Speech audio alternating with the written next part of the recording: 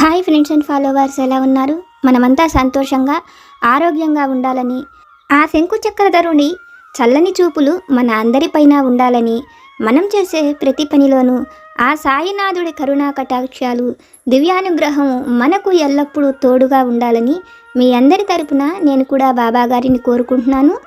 Friends, మన channel ఎవరైనా first time చూస్తుంటే సబ్స్క్రైబ్ చేసుకొని ఒక లైక్ ఇవ్వండి. దానివలన మన సాయినాథుని వీడియోస్ సమస్యల్లో ఉన్న మరికొంతమంది సాయి బంధువులకు చేరతాయి.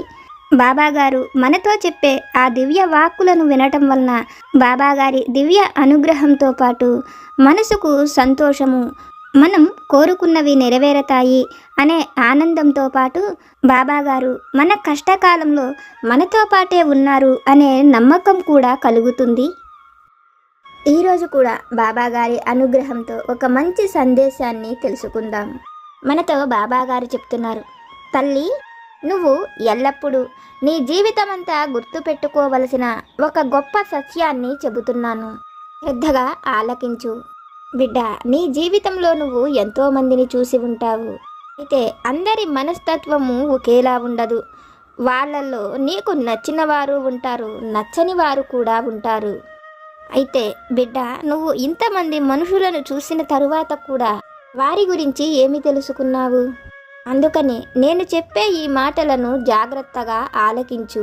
ప్రతి మనిషి లోపల మరొక మనిషి ఉంటాడు. కంటికి కనబడుతున్న ఈ రూపమే నిజమని నీవు భ్రమపడకు. సమయం వచ్చినప్పుడే వారి అసలు రూపము, వారి అసలు ఆలోచనలు బయటకు వస్తాయి.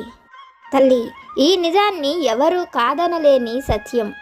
అందుకోసమే నీకు ఈ మాటను బిడ్డ పదే పదే గుర్తు చేస్తున్నాను. పైపైన రూపాన్ని చూసి, వారు చేసే మంచి పనులను చూసి వారి అసలు రూపాన్ని అంచనా వేయకమ్మా. ఎందుకంటే నీ అంచనాలు నీకు ఎంతో దుఃఖాన్ని మిగల్చవచ్చు. అలాగే నీ జీవితకాలం గుర్తుండిపోయే బాధను కూడా నీ అంచనాలే నీకు మిగులుస్తాయి. అందుకనే ఎప్పుడు అప్రమత్తంగా ఉండమని తల్లి, నీ తండ్రిగా ఈ విషయంలో నిన్ను గట్టిగానే హెచ్చరిస్తున్నాను. బిడ్డ, ఎంతో బాగా మెరిసిపోతున్నాయి కదా అని బుట్టడు గాజురాళ్ళు వజ్రాలు కావు అన్న విషయాన్ని తెలుసుకో అని ఒక గొప్ప సందేశాన్ని ఈరోజు బాబాగారు మనతో చెబుతున్నారు. మన సాయి సమర్థులు సద్గురువులు వారు మనకు ఒక మాట చెప్పారు అంటే ఆ తండ్రి మనతో చెప్పిన ఆ మాటను మన జీవితమంతా కూడా మనం గుర్తుపెట్టుకోవాలి. సమయం వచ్చినప్పుడల్లా మనం బాబాగారు మనతో చెప్పిన ఆ మాటలను గుర్తు చేసుకోవడమే బాబాగారు మనతో ఉన్నారు అనేదానికి గొప్ప నిదర్శనం. సాయి చెప్పే ప్రతి మాటను అనుక్షణం గుర్తు చేసుకునే సాయి బంధువులు ఎంతోమంది ఉన్నారు. సాయి గురువుగా మాటల రూపంలో ఎప్పుడు మనతోనే, మనలోనే ఉంటారు. ఇది కాదు అని చెప్పలేని నగ్న సత్యం. ఈరోజు బాబాగారు మనతో చెప్పిన ఈ మాటలలోని పరమార్థాన్ని, సత్యాన్ని ఒక చక్కని కథ రూపంలో ఆ తండ్రి దివ్య వాక్కుల ద్వారానే విని తెలుసుకుందాం. పూర్వం వింధ్యాపర్వతపు అడవులలో యోగినాథుడు అనే ఒక మహర్షి ఉండేవాడు. అతను ఆ అడవులలోనే తపస్సు చేసుకుంటూ ఉండేవాడు. అయితే ఒకరోజు కాశీనగరపు మహారాజుకు ఒక సమస్య కలిగినదని, ఆ సమస్యను తీర్చేందుకు ఆ మహర్షి రావాలని అతను తన భటుల ద్వారా ఆ మహర్షికి కబురు పంపిస్తాడు. రాజు పంపిన కబురు విన్న మహర్షి రాజు అడిగినట్లే అతను వస్తానని ముందు భటులను వెళ్ళిపోమని చెప్తాడు. ఋషి చెప్పినట్లుగానే భటులు కూడా అక్కడి నుంచి వెళ్ళిపోతారు.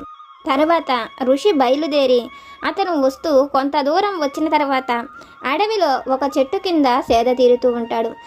అయితే యోగినాథుడికి దూరం నుంచి ఎవరో ఏడుస్తున్న స్వరం వినిపిస్తుంది. ఎవరు ఇంతగా రోధిస్తున్నారో, ఈ అడవిలో ఎవరికి ఎటువంటి అపకారం జరిగిందో అనుకున్న సాధువు ఆ ఏడుపు వస్తున్న వైపుగా వెతుక్కుంటూ వెళతాడు. ఒక బావిలో నుంచి ఎవరో ఏడుస్తున్న శబ్దం వినిపిస్తుంది. బావి లోపలకు చూస్తే అక్కడ ఎవరూ కనిపించరు. మొదట ఎవరూ లేరు కదా అనుకున్న యోగినాథుడికి మరొకసారి ఏడుపు శబ్దం వినిపిస్తుంది. లోపలకు చూస్తే లోపల ఒక పాము రోధిస్తూ ఉంటుంది. యోగినాథుడిని చూసి తనకు సహాయం చెయ్యమని, పైకి వచ్చేందుకు తనకు సాయపడమని అడుగుతుంటుంది.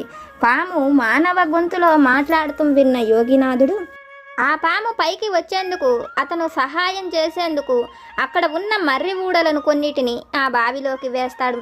మర్రి ఊడలను పట్టుకొని పాము పాకుతూ పైకి వస్తుంది.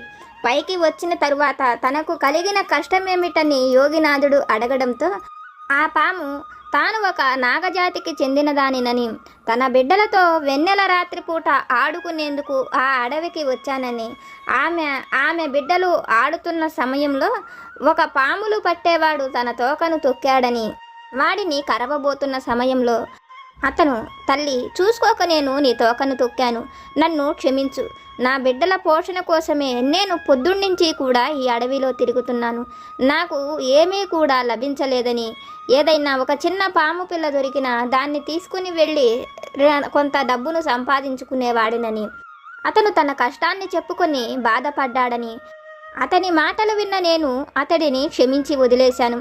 అందుకు అతను కొన్ని పాలను తెచ్చి నాకు నా బిడ్డలకు ఆహారంగా ఇస్తానని, వాటిని తీసుకోమని ఎంతగానో బ్రతిమిలాడాడని, అతను వెళ్ళి ఒక కుండలో కొన్ని పాలను తీసుకువచ్చి నా ఎదురు ఉంచాడని, నేను నా బిడ్డలు ఆ పాలు తాగుతూనే స్పృహ తప్పి పడిపోయామని, లేచి చూసేసరికి నన్ను అతను ఆ బావిలో పడవేసి నా బిడ్డలను తీసుకుని వెళ్ళిపోయాడని చెప్తుంది.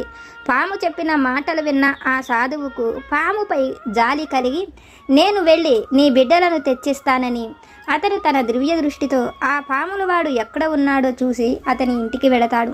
సాధువు తన ఇంటికి వచ్చి పాముకు అతనికి జరిగిన వృత్తాంతం చెప్పడంతోనే ఆ సాధువు ఎంతో గొప్పవాడని తెలుసుకున్న పాములవాడు అతను చేసిన తప్పుకు క్షమాపణ కోరుతూ, అతని వృత్తి పాములను పట్టటము, వాటి విషాన్ని అమ్ముకొని బ్రతకటమేనని, డబ్బు అవసరమయ్యే అతను ఆ విధంగా చేశానని, అందుకనే పామును కూడా చంపకుండా వదిలేశానని ఆ సాధువుకు చెప్పి, అతను చేసిన తప్పుకి ఆ పామును క్షమాపణ అడిగి తన బిడ్డలను తన దగ్గరే వదిలిపెడతానని ఆ సాధువుతో పాటు కలిసి తన దగ్గర ఉండే పాము పిల్లలను తీసుకొని ఆ అడవికి వెళ్ళి ఆ పాముకు క్షమాపణ చెప్పి తన బిడ్డలను ఇస్తాడు. పాములు పట్టే పేరయ్య తన బిడ్డలను పోషించుకోవడం కోసం, డబ్బు కోసమే అతను ఆ విధంగా చేశానని ఆ సర్పంతో చెప్పడంతో పేరయ్య మాటలు విన్న సర్పము, నీకు ధనం అవసరమయ్యుంటే నేనే ఇచ్చేదానినని, నువ్వు ధనం కోసం ఎటువంటి తప్పు చెయ్యక్కర్లేదని, నీకు కావలసిన ధనాన్ని నేను ఇస్తానని ఆ సర్పము తను ఉండే కలుగులోకి వెళ్ళి తన దగ్గర ఉన్న నాగమణిని పైకి తీసుకువచ్చి అతను జీవితమంతా సంతోషంగా ఉండేలా ఒక కుండడు బంగారు నాణ్యాలు కావాలని కోరుకుంటుంది. ఆమె కోరుకున్న ఆ క్షణమే ఒక కుండ నిండా బంగారు నాణ్యాలు వస్తాయి. పేరయ్యతో ఆ ధనం తీసుకువెళ్ళి నువ్వు నీ బిడ్డలు సంతోషంగా బతకమని, ఇక ఎప్పుడు నువ్వు పాములను పట్టకు, వాటిని సంతోషంగా ఉండనివ్వమని పేరయ్యతో చెప్తుంది. అందుకు పేరయ్య కూడా సరేనని అక్కడి నుంచి వెళ్ళిపోతాడు. మహర్షి తనకు ఎంతో మేలు చేశాడని ఆ నాగులు అన్నీ కూడా సంతోషిస్తాయి. ఋషి కూడా అతను మహారాజు దగ్గరకు వెళ్ళవలసిన సమయం అవుతున్నది కాబట్టి అతను ఆ ప్రదేశం నుంచి కాశీనగరానికి వెళ్ళిపోతాడు. మహారాజు దగ్గరే ఒక 2 నెలల పాటు ఉండి అతనికి కలిగిన సమస్యలన్నిటినీ పూర్తి చేసి అక్కడి నుంచి బయలుదేరి తను మళ్ళీ తపస్సు చేసుకునేందుకు వింధ్యా పర్వతాల దగ్గరకు వెళుతుంటాడు. అలా వెళుతున్న సాధువుకు తాను సహాయం పొందిన నాగు ఇప్పుడు ఎలా ఉన్నదో ఆ నాగును చూసి వెళ్ళాలనుకున్న సాధువు ఆ నాగు దగ్గరకు వస్తాడు. అయితే కలుగు ముందు ఒక బక్క చిక్కిపోయి విచారంగా కూర్చొని ఉన్న నాగును చూస్తాడు. మొదట ఆ నాగు ఎవరోననుకున్న సాధువుకి ఆ నాగు తన దగ్గర నుంచి సహాయం పొందిన నాగేనని అర్థమయ్యి ఆ నాగు దగ్గరకు వెళ్ళి తను ఎందుకు అంత విచారంగా ఉన్నదో, తను అలా బలహీనంగా అవ్వడానికి కారణమేమిటో చెప్పమని అడుగుతాడు. అందుకు ఆ నాగు, స్వామి, ఆ పేరయ్య అసలు మంచివాడు కాదు. ఆ రోజు అతనికి నేను ఎంతో ధనాన్ని కూడా ఇచ్చాను. అతను ఆ ధనం తీసుకొని అక్కడ నుంచి వెళ్ళిపోయాడు. ఒక 2 రోజుల తరువాత సన్యాసి రూపంలో తిరిగి మళ్ళీ వచ్చాడు. అతన్ని చూసిన నేను, నువ్వు ఎందుకు ఈ సన్యాసం తీసుకున్నావని కూడా అడిగాను. అందుకు పేరయ్య, యోగినాథుణ్ణి చూసే తాను కూడా ఆ విధంగా సన్యాసిగా మారానని, సన్యాసి జీవితం తర్వాత తన జీవితాన్ని చాలించాలనుకుంటున్నానని, తను ముక్తి కోసమే ఆ విధంగా చేస్తున్నానని చెప్పి ప్రతిరోజు కూడా ఇక్కడే కూర్చొని తపస్సు చేసుకునేవాడు. మా నాగులు అందరము కూడా ఎంతో ప్రశాంతంగా తిరుగుతున్నా అతను మమ్మల్ని పట్టించుకునేవాడు కాదు.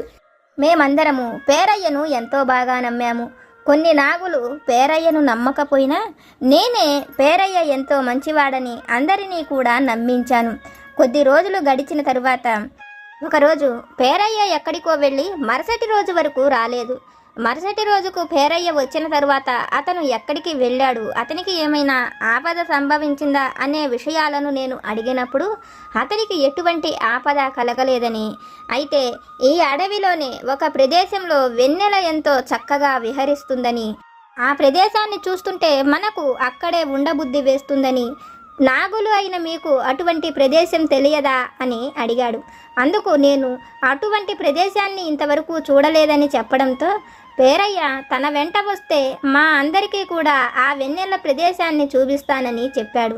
నేను నాతో పాటు ఇక్కడ ఉండే అన్ని నాగులు కలిసి పేరయ్య మాటలు నమ్మి అక్కడికే వెళ్ళాము.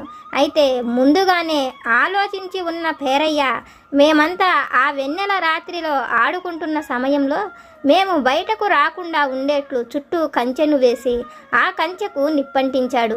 నేను ఒక్కదాన్నే ఎలాగో ఆ మంటలలో నుంచి తప్పించుకొని బయటకు రాగలిగాను. నా బిడ్డలు మిగిలిన నాగులు అన్నీ కూడా చనిపోయాయి.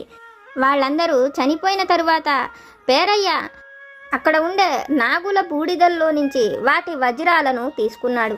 ఆ వజ్రాల కోసమే నాగులన్నిటినీ కూడా చంపేశాడని, అయితే పేరయ్య ఆ విధంగా నాగులన్నిటినీ చంపడానికి కారణం వాళ్ళు అతనిని నమ్మడం వలనేనని, అతడిని నమ్మడానికి కారణం తానేనని, తన వలనే మిగిలిన నాగులు అన్నీ కూడా చనిపోయాయని, ఆ విషయం ఎలాగైనా ఈ యోగినాథుడికి చెప్పేంత వరకు తాను ఊపిరి పీల్చుకుంటూ బ్రతికి ఉండాలని, అందుకోసమే తను ఇన్ని రోజులు అతని కోసం ఎదురు చూస్తున్నానని, ఆ పేరయ్యను ఎలాగైనా కఠినంగా శిక్షించమని యోగినాథుడికి ఆ విషయాలను చెప్పి ఆ నాగు అక్కడే చనిపోతుంది.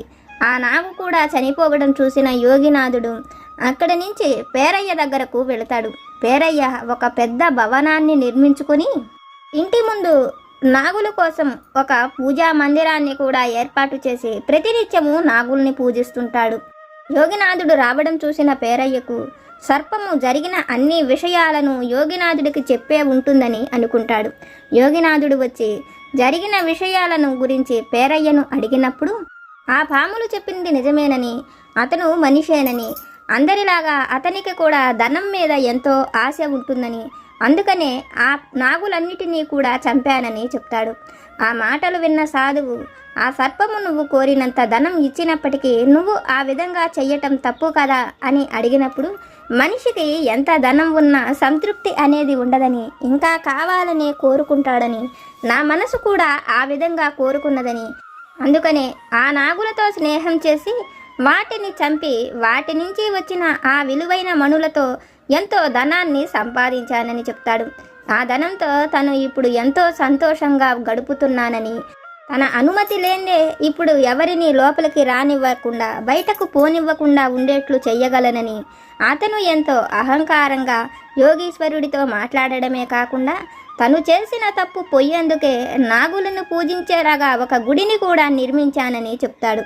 ఆ మాటలు విన్న యోగీశ్వరుడికి బతికి ఉన్న నాగులను చంపడమే కాకుండా వాటి కోసం గుడిని కట్టానని, తన అనుమతి లేకుండా ఎవ్వరూ లోపలికి రాలేరని, ఇదంతా కూడా తను సంపాదించుకున్న గొప్ప తెలివి వలన వచ్చిన సంపదేనని, నాగులు తనను నమ్మడమే అవి చేసిన తప్పని పేరయ్య అన్న మాటలకు యోగినాథుడికి మరింత కోపం కలిగి, ఏ ధనం కోసమైతే నువ్వు ఆ నాగులను చంపావో ఆ ధనం నువ్వు అనుభవించలేకపోగా ఆ ధనానికి కాపలాగా ఎవరిని ముట్టుకోనివ్వకుండా ఒక సర్పరూపాన్ని పొంది ఆ ధనం చుట్టూతా తిరగమని, నీ బిడ్డలే ఆ ధనం కోసం ప్రతినిత్యము నిన్ను రాళ్లతో కొట్టి హింసిస్తారని, నువ్వు బ్రతికి ఉన్నంతకాలం ఆ విధంగా బ్రతకవలసిందేనంటూ విషం లేని సర్పంగా మారమని యోగీశ్వరుడు పేరయ్యను శపిస్తాడు.